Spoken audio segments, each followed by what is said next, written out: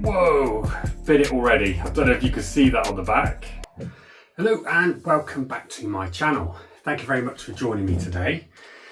Today I am doing a rehouse into this big enclosure, which I think is 30 by 30 by 20, if I'm correct. Yes, by 20. One of these pool hut enclosures. I think I got it off like TikTok or Temu or something like that. It came very, very quickly and I think it was quite cheap. But what I'm putting in here today, as you probably see from the thumbnail, is my Acanthoscurria Geniculata. Now, any of those of you that follow my channel will be aware of one Fang Harry. I'll put an annotation to a previous video above.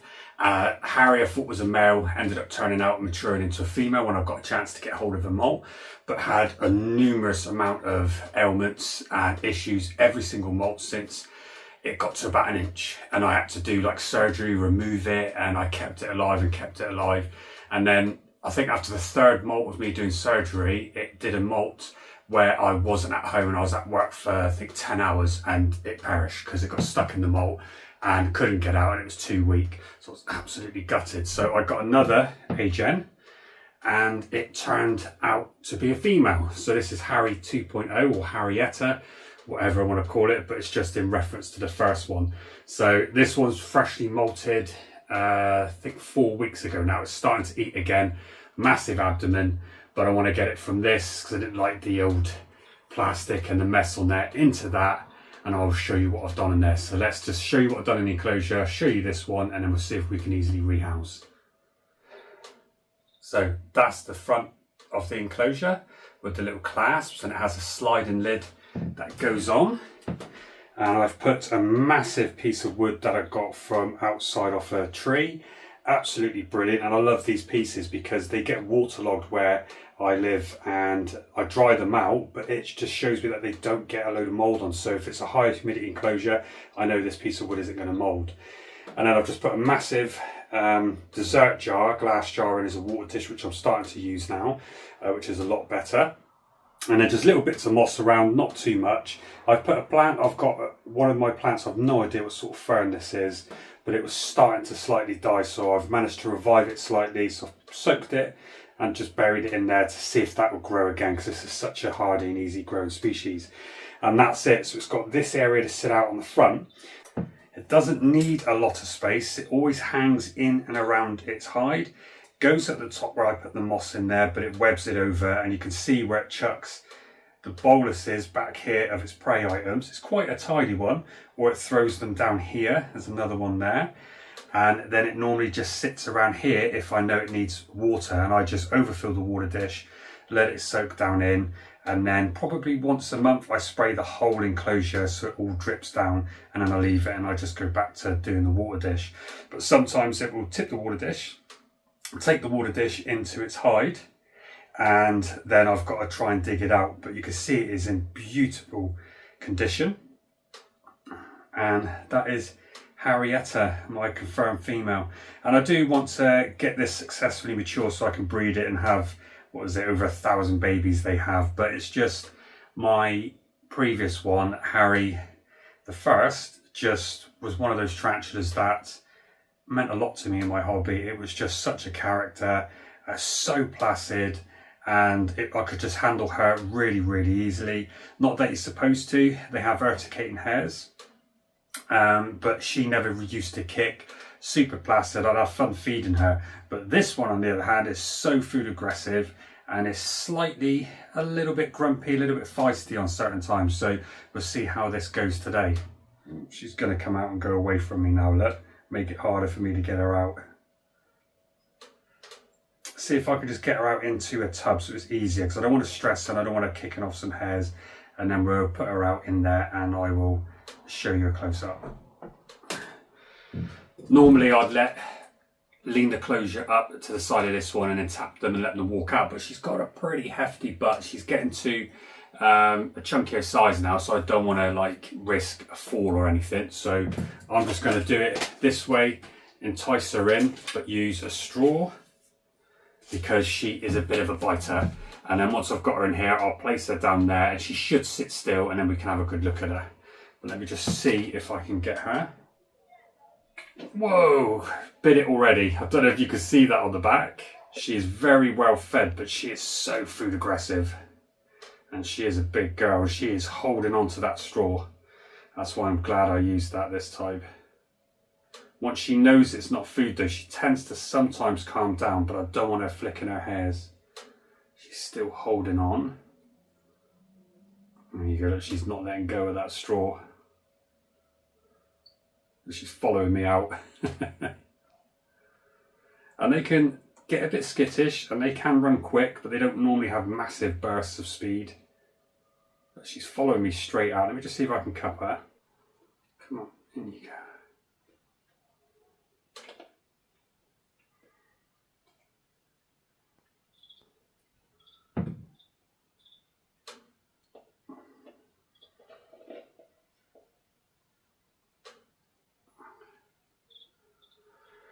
There we go, managed to get her there. So let's see if I can just pop her down and then I'll show you. Hopefully she won't just dart in straight away. Come on, sweetie.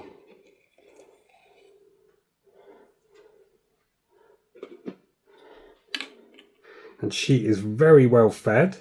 And as you saw there, she didn't kick any urticating hairs at all. And she's in such good condition. And she's a very good size. I've no idea exactly how big she is, but definitely on the next molt I will get a chance to have a look. But then she can go down in there in this nice massive piece of wood. It's a nice hide for her. And I think that will look absolutely amazing. See, I would normally feed her now, but she is really, really plump. She doesn't need any more food. Let's just see if I can encourage her to go down in her hide. Whoa, God, Christ, she made me jump again. She is still hungry. Right, let me just see if she wants a roach.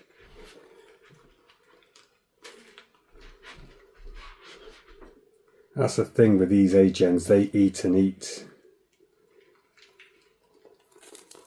There you go, look, she is so well fed. She is a beast. And there she goes, look. Straight down in her hide where I wanted her to go. And she's just going to munch away, look. This is going to be a perfect enclosure for her. Absolutely stunning species. It's an underrated one. It's like readily available in the hobby, but if you could just wait them out to get some size, they are so entertaining. Here she comes, look. See if she'll let me get a little closer to her. Where's she going? And it's a good thing to watch when you get some tarantulas and you give them a slightly bigger roach. The roach can actually lift the tarantula up and cause them a little bit of stress. But as you see with something like this, that she's manoeuvring it around with great ease. And she's just trying to find somewhere comfortable to eat because this is a different enclosure. So she's not very familiar, like she doesn't know the water dish is there, look.